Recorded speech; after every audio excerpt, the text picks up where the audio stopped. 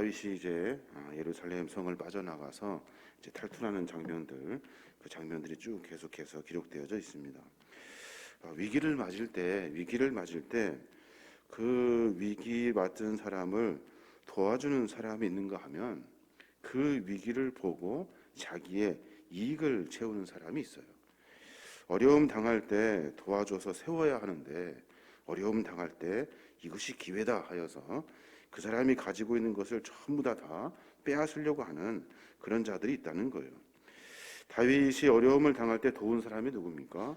오늘도 나오지만 이때 사독, 아비달, 그리고 후세, 그 많은 사람들은 그 어려운 상황에서도 끝까지 다윗을 목숨 걸고 지키려고 했던 사람들이에요.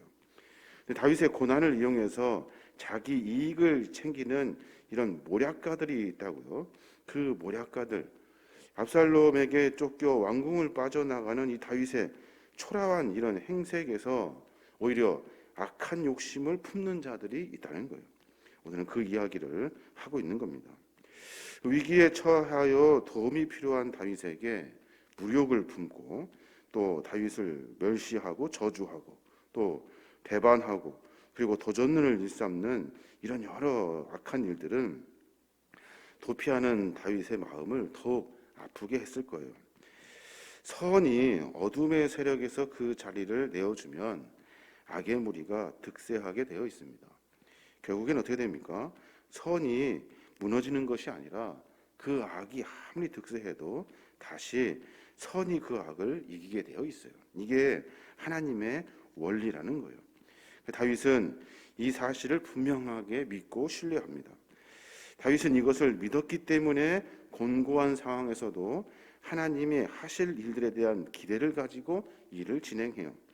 비록 지금은 내가 왕궁을 빠져나가야 되는 이런 어렵고 처참한 상황이지만 그럼에도 불구하고 앞으로 일하실 하나님에 대한 기대와 소망을 다윗이 가지고 있는 거예요.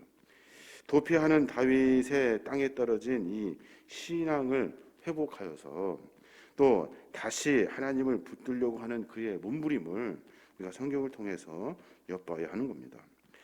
악은 득세한다 하여도 스스로 멸절될 수밖에 없는 그런 연약한 존재라는 거예요. 오늘가 몇 가지 봐야 되는데, 이런 위기, 어려움 속에서 다윗의 큰 아픔을 주었던 주변의 인물들이 있어요. 그 인물들이 자기의 이익을 챙기려고 하는, 다른 사람이 어려울 때 자기의 이익을 챙기려고 하는 이런 모습들이 성경에 기록되어져 있습니다. 그 중에 첫 번째 사람이 누구냐면 시바라는 사람이에요. 시바. 자기 욕심을 채우기 위해 주인을 모함한 시바예요. 시바가 누구예요? 무비보셋의 종이에요. 그가 누구냐면 몰락한 사울가의 재산을 관리하는 사람이에요. 다윗 전에 사울이 왕이었잖아요. 그 사울 왕의 재산들을 관리했던 사람이 누구냐면 시바라는 사람이라는 거예요. 평소 사울의 재산을 관리하면서 그 재산에 계속해서 욕심을 내고 있었어요. 근데 딱 소식이 들려오는 거예요. 압살롬의 반란으로 말미암아 성의 주인이 바뀌었다는 거예요. 이번 기회를 통해서 사울가의 그 재산을 착복하기 위해서 자기 주인인 무비보셋을 지금 모함하고 있는 거예요. 나귀에다가 음식을 가득 실어놓고서 다윗과 서로 대화를 하며 다윗에게 그 음식을 이렇게 보냅니다. 종 시바는 무비보셋이 왕위를 찬탈하려 한다고 하면서 다윗에게 이렇게 거짓말로 이야기를 해요. 오늘 3절에 보니까 왕이 이르되 내 주인의 아들이 어디 있느냐 하니 시바가 왕께 아뢰되 예루살렘에 있는데 그가 말하기를 이스라엘 족속이 오늘 내 아버지의 나라를 내게 돌리리라 하나이다, 이렇게 말해요. 무슨 말입니까? 그 사람은 지금 예루살렘에 있대요. 지금 다윗은 예루살렘에서 빠져나가고 있는데 왜 예루살렘에 그가 있냐면 이제 자기 아버지의 나라가 다시 회복될 것이니까 기다리고 있다는 거예요. 그 사람이 누구 편이냐면 압살롬의 편입니다. 그 사람은 압살롬의 사람입니다. 그 사람은 그걸 기다리고 있습니다 하면서 다윗에게 거짓말로 이야기를 하고 있는 거예요. 다윗이 그 이야기를 듣고 어떻게 합니까? 그 모든 재산은 전부 다 그 무비보셋의 것이 아니라 다윗의 재산이에요. 그래서 다윗이 그 시바에게 여러 가지 지레 짐작하고 사실 여부를 확인하지 않고 그 시바에게 좌우자수적 사울의 전 재산을 다 그에게 주어요. 이렇게 말하잖아요. 내 아버지 나라를 내게 왕이 시바에게 이르되 무비보셋에게 있는 것이 다 내 것이니라라고 말해요. 이제 무비보셋에 있는 재산은 다 네 거야 라고 다윗이 이야기를 해줍니다. 다른 사람이 어려움을 당할 때 그때 혼란한 틈을 타서 자기의 이익을 챙기려고 하는 시바의 모습이 있어요. 아마 판단력이 흐려졌을 거야. 이제 그것까지 생각 못 하겠지 하면서 자기의 이익을 찾으려고 그 순간의 틈을 이용하여 자기의 악한 욕심을 채워가는 사람이 있다는 거예요. 또 어떤 사람을 성경은 소개하고 있습니까? 다윗을 계속해서 저주하는 시므이라는 사람이 있어요. 여러 가지로 위기에 처해 있는 다윗에게 시므이는 그 여러 위로의 말이 아니라 욕을 하고 저주를 합니다. 시므이는 누구예요? 사울의 친족 중에 하나예요. 자기 집안이 몰락한 것은 다윗 때문이라 하는 그 앙심을 품고 압살롬에게 쫓기는 다윗을 막 저주하며 퍼부어요. 당신 숭악한 사람입니다. 피를 많이 흘린 사람입니다. 잘 됐습니다 하면서 돌을 던지고 먼지를 뿌리고 저주를 하고 있다는 거예요. 6절에 보면 그렇게 말해요. 6절에 보면 또 다윗과 다윗 왕의 모든 신하들을 향하여 돌을 던지니 그때 모든 백성과 용사들은 다 왕의 좌우에 있었더라.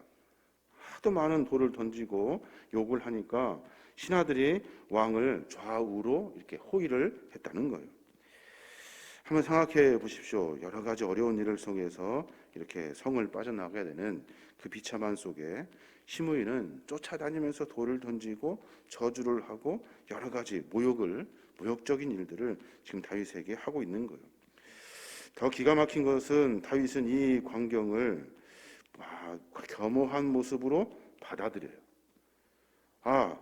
저 사람 가서 내가 죽일 수 있습니다. 그렇게 일하면서 내가 가서 목을 따겠습니다라고 종이 말할 때 다윗은 그렇게 하지 마라. 그가 말하는 것도 역시 하나님의 계획과 섭리이다. 그러면서 자기의 삶의 모습을 되돌아봐요. 자기의 모습을 성찰하는 모습이 있어요. 10절에 보니까 왕이 이르되 수야의 아들들아 내가 너희와 무슨 상관이 있느냐? 그가 저주하는 것은 여호와께서 그에게 다윗을 저주하라 하심이니 내가 어찌 그리하였느냐 할 자가 누구겠는가? 라고 이렇게 말을 해줘요. 그가 말하는 것 고통스럽고 아프지만 그 역시도 하나님이 하신 일 아니겠니? 하나님이 그에게 입을 열게 하셔서 나에게 저주하라 하지 않았겠니? 내가 할 일은 내가 무엇이 잘못되었는지, 내가 무엇이 바르게 가지 아니하여서 이런 시련을 겪는지, 하나님에게서 내가 무엇이 멀어졌는지를 점검하고 다시 서야 하는 일이다. 그를 죽인다고 그게 해결될 일이 아니다. 라고 이런 신앙의 깊은 성찰의 모습을 오늘 다윗은 보여주고 있는 겁니다. 다윗은 시므이의 저주까지도 자기 성찰의 기회로 삼아요. 사람들은 그렇지 않죠. 나에게 뭐라고 하는 사람을 용서할 수가 없죠. 반드시 쫓아가서 복수를 해야 되죠. 똑같이 안갚음을 해주어야 하는 거예요. 근데 신앙의 인격은 자기에게 뭐라고 하는 자들이 있다면 그것이 하나님이 나에게 주시는 경고의 메시지임을 알고 자기의 모습을 성찰하는 그런 성숙한 모습이 있다는 거예요.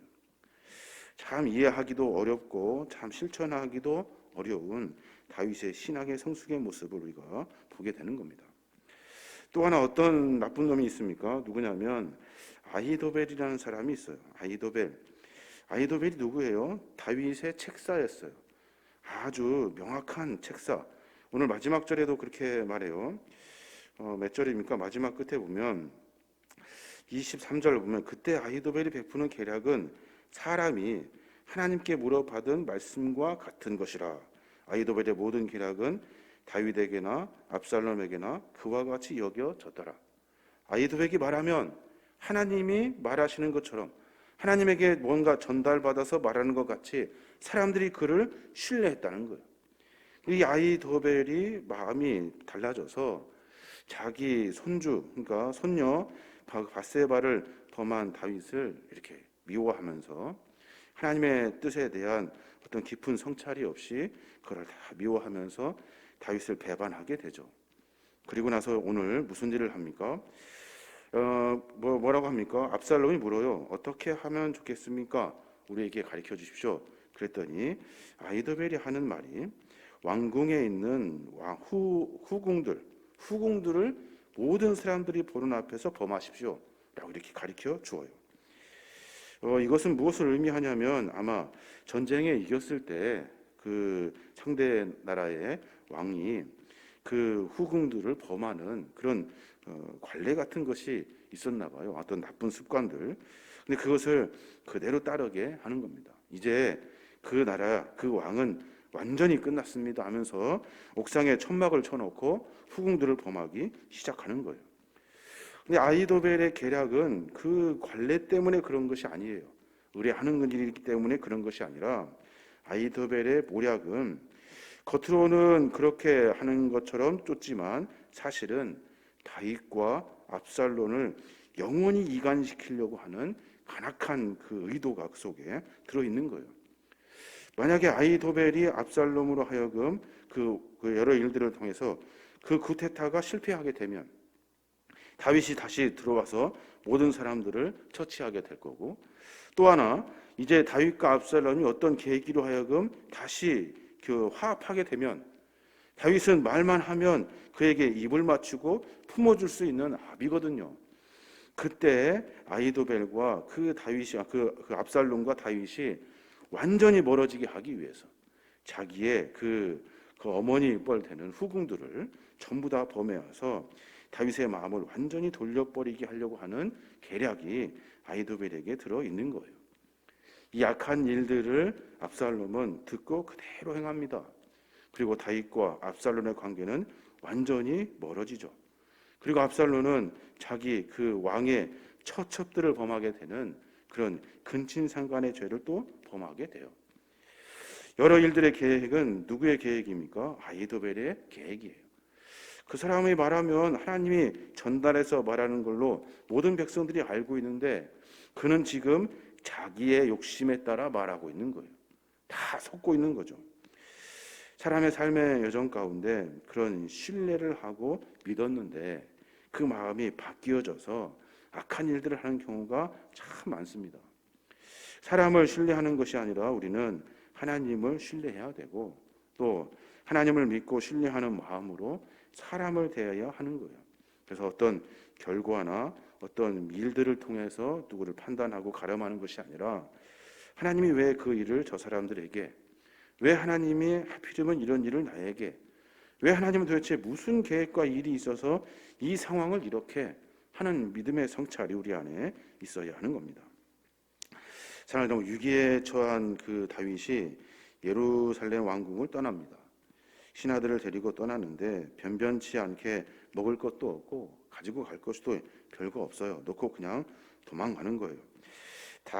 자기 아들의 반역에 의해 쫓겨나는 것, 그것만 생각해도 참으로 견디기 어려운 그런 고통이에요. 그런 와중에 다윗을 괴롭히는 사람이 있었다는 거예요. 인간으로서 조금도 연민의 정을 가지지 않고 무자비하고 잔인한 사람들이에요.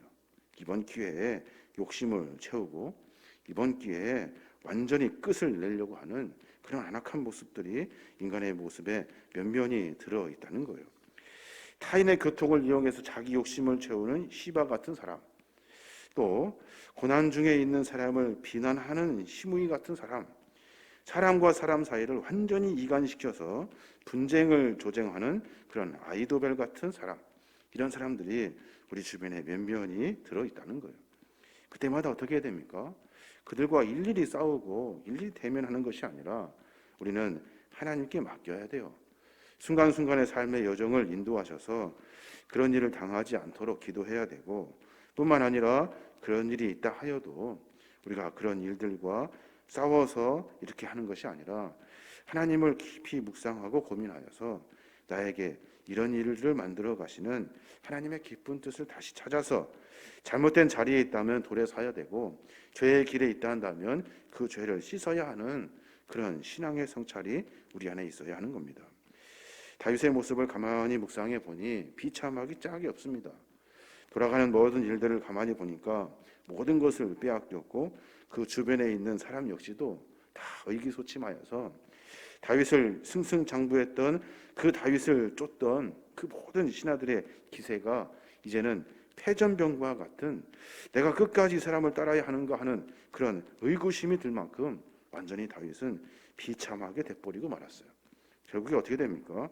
여러분 잘 아시는 것처럼 그 상황에서 끝까지 하나님을 붙드는 다윗의 신앙의 모습을 우리에게 보여주시려고 하나님이 다윗에게 그런 일들을 하셨고, 뿐만 아니라 그 일들을 통해서 다윗은 하나님을 끝까지 붙들어요.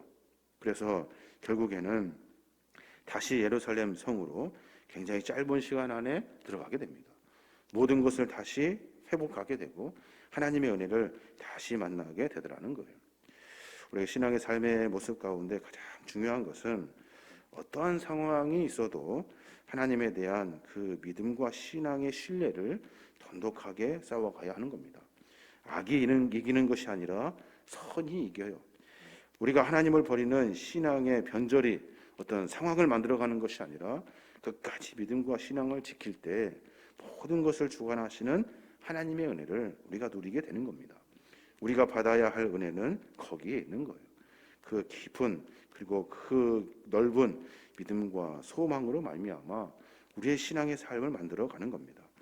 오늘 하루도 여러 가지 상황들이 있을 거예요. 그때마다 거기 앞에 좌절하고 절망하는 일이 아니라 하나님의 깊은 뜻을 다시 성찰하고 내 삶을 정비하고 어떤 상황이 있어도 우리는 하나님과 함께 동행하는 믿음의 삶의 길을 걸어가겠습니다. 하나님 말씀하십시오. 하나님 깨닫게 해주십시오. 하나님을 다시 붙들게 해주십시오. 라고 하는 것이 우리의 고백이 되어야 될 줄로 믿습니다. 우리 모두가 그런 은혜로 하루의 삶, 우리의 인생이 승리하는 믿음의 종들 되시기 바랍니다.